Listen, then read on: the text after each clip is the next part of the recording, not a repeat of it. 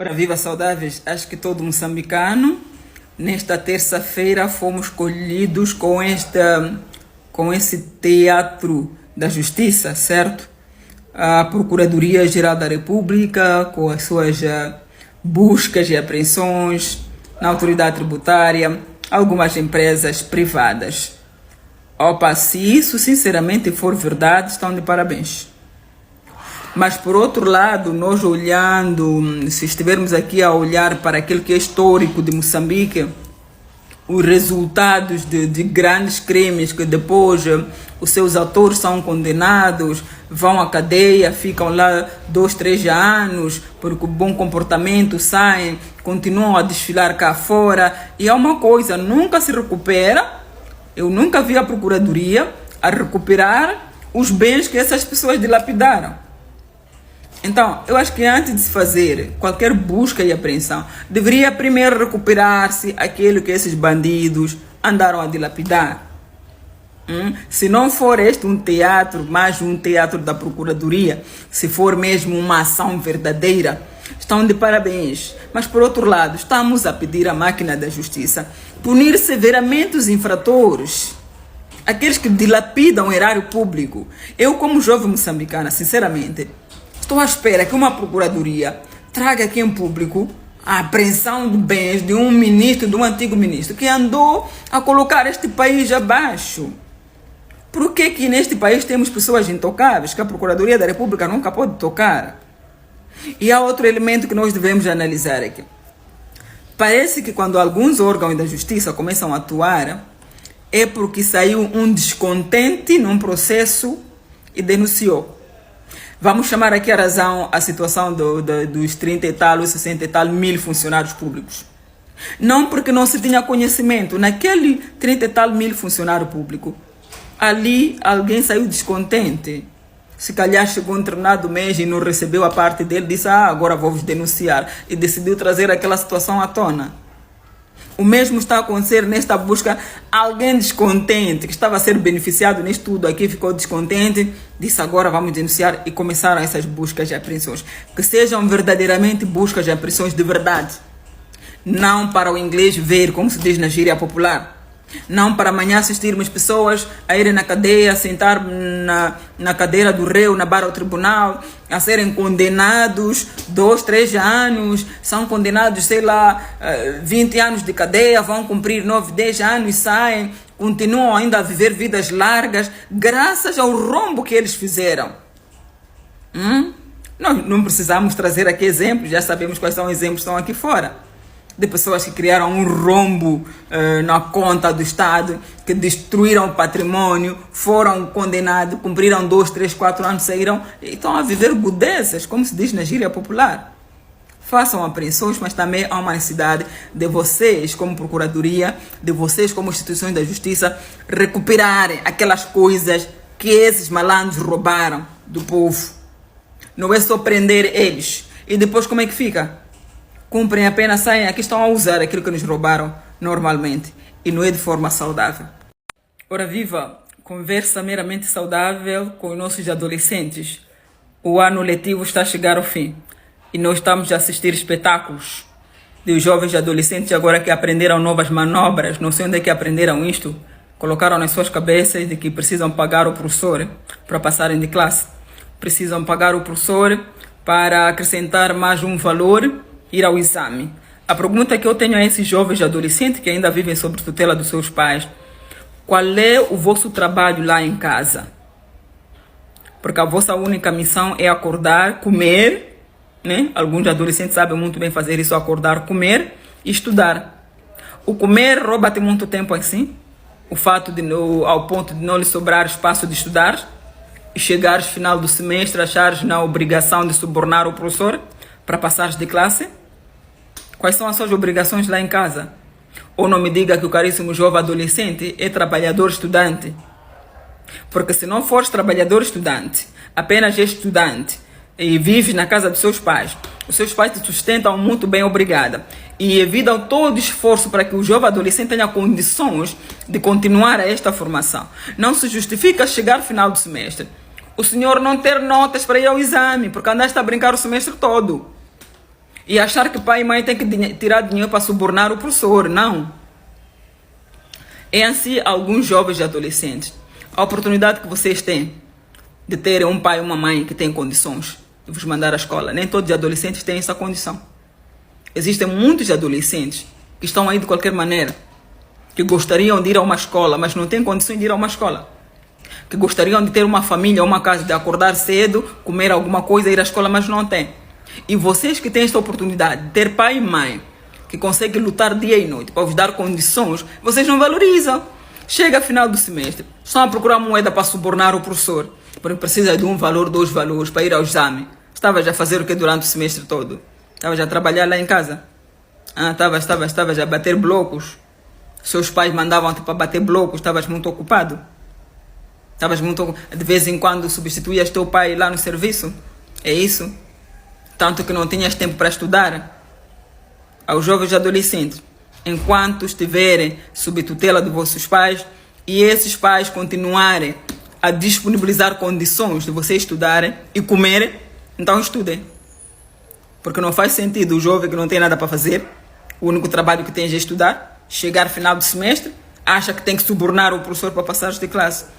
Se tu estás a subornar um professor agora para passar de classe, vai subornar pessoas o resto da sua vida. É aqui onde nós descobrimos um futuro dirigente. É aqui. Quando começas a subornar o professor agora, com a sua 5ª, 6ª, 7ª, 8ª classe, vai subornar o resto da sua vida. E vais normalizar corrupção futuramente. Vais normalizar maldade, vais normalizar promiscuidade futuramente. Porque já começaste logo a ter a idade. Tenham adolescentes saudáveis. Ora viva, caríssimo jovem. Está a ver essa jovem que está a namorar contigo? Principalmente aos homens. É aos homens que eu quero falar com eles agora. Está a ver esta moça que está a namorar contigo? Obviamente, tu já escolheste que ela vai ser a sua futura esposa, esta pessoa que vais construir família, certo? Então, tenha a audácia de capacitar esta mulher. Capacite ela. Forneça todos os instrumentos possíveis. Capacite a nível psicológico, capacite ela a nível acadêmico, capacite ela em tudo e mais alguma coisa. Se já escolheste esta mulher que está contigo, que vai ser ela a sua parceira futuramente, então capacite. Porque não faz sentido amanhã, vocês já estão casados, vocês já estão a viver em união de fato, e o senhor está doente numa cama do hospital, não é? À beira da morte, e esta mulher simplesmente vai mandar mensagem para ti a pedir dinheiro. Porque amor, peço 1000 meticais. Porque amor, peço 200 meticais, não há energia cá em casa. O senhor na cama do hospital, à beira da morte. Porque o senhor simplesmente não capacitou a parceira que está contigo. O senhor não muniu ela de instrumentos para que o dia que o senhor estiver a encostar o braço, ela não pudesse mandar este tipo de mensagem para si. Estamos numa sociedade em que alguns homens têm medo de capacitar suas parceiras. Alguns homens têm medo de ter ao seu lado uma mulher com poderio financeiro, uma mulher com poderio mental, capacidade intelectual. Alguns homens têm medo.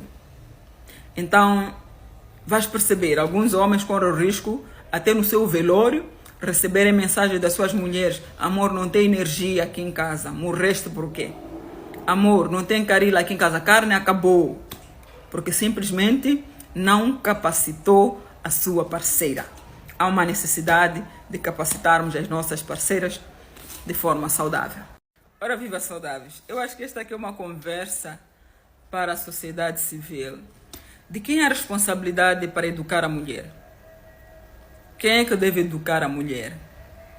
Principalmente agora, nesse tempo digital, da internet, em que as mulheres usam mal a rede social a expor o seu corpo, a dançarem nuas, porque a fazerem aquilo mais aquilo. Quem é que deve chamar a atenção a estas mulheres que expõem? Porque nós não vamos negar uma coisa. Quando uma mulher, uma jovem, sai na rede social a expor seu corpo de qualquer maneira, aquilo influencia as pessoas que estão cá fora. Quem é que vai educar estas mulheres que andam a expor os corpos nas redes sociais? Quem é que vai chamar a atenção a estas mulheres que trazem nas redes sociais prostituição e nós assistimos sem fazer nada? Quem é que vai educar essas mulheres? Quem é que chama a razão essas mulheres? Vão dizer, porque os pais Sim, se estivermos aqui a falar de adolescentes, mas estamos a falar de pessoas crescidas que já têm mais de 18 anos, 20 e tal, 30 e tal anos. E são essas pessoas que trazem prostituição nas redes sociais. A olho nu, estamos a falar de mulheres. A conversa mesmo é com a sociedade civil, aquelas sociedades principalmente que defendem as mulheres. Eu quero ouvir as vossas palavras hoje. Porque não vão bater no peito, porque feminismo, porque aquilo mais aquilo. E vocês começam a assistir mulheres a se exporem nas redes sociais, nuas, a dançarem, a promoverem prostituição e vocês não fazem nada. Vocês não dizem nada. E quando aparece alguém aqui a dizer, porque isto dou nome. Eu, Marisa, dou nome às coisas. Eu, Marisa, chamo as coisas como elas devem ser. Se é A, é A. Se é B, é B. E vocês ficam a aplaudir promiscuidade das mulheres. Vocês ficam a aplaudir promiscuidade das mulheres nas redes sociais. A mulher dançar nua nas redes sociais nos tempos que correm tornou-se algo normal. A mulher apresentar, fazer uma live, fazer prostituição, tornou-se algo normal. E eu nunca vi queixa das organizações que defendem a mulher a fazer uma queixa contra essas mulheres que fazem promiscuidade nas redes. Mas quando aparece uma Marisa a chamar nomes às mulheres que fazem prostituição nas redes sociais, a Marisa porque está a atacar as mulheres. A questão aqui não é atacar as mulheres. Mas também não podemos normalizar mulheres a fazerem coisas promíscuas nas redes sociais, a influenciar as crianças cá fora, a influenciar adolescentes cá fora. Pessoas a normalizar, a dizer, então está bonito assim. Mas a pergunta está lançada. Quem é que vai chamar a razão a essas mulheres que dançam nuas nas redes sociais, que mostram o corpo, que promovem prostituição nas redes sociais? Quem é que vai chamar a atenção? É sobretudo aquelas organizações que trabalham com mulheres. É sobretudo as organizações que trabalham com mulheres. Vocês já sentaram com essas mulheres? Já foram no privado para chamar essas mulheres que andam a promover prostituição, que andam a dançar nua na internet? Já foram chamar elas a razão? Vão dizer, porque estamos em sociedade, cada um faz o que bem entender. Meu corpo, minhas regras. Já é? Então, o meu corpo, minhas regras, cada um faz o que entender. Afinal de contas, o direito está na sociedade para quê? Nós temos as leis por quê? Nós temos o direito em sociedade por quê? O direito veio para regular a boa convivência em sociedade, sob pena aqui de estarmos numa selvagem.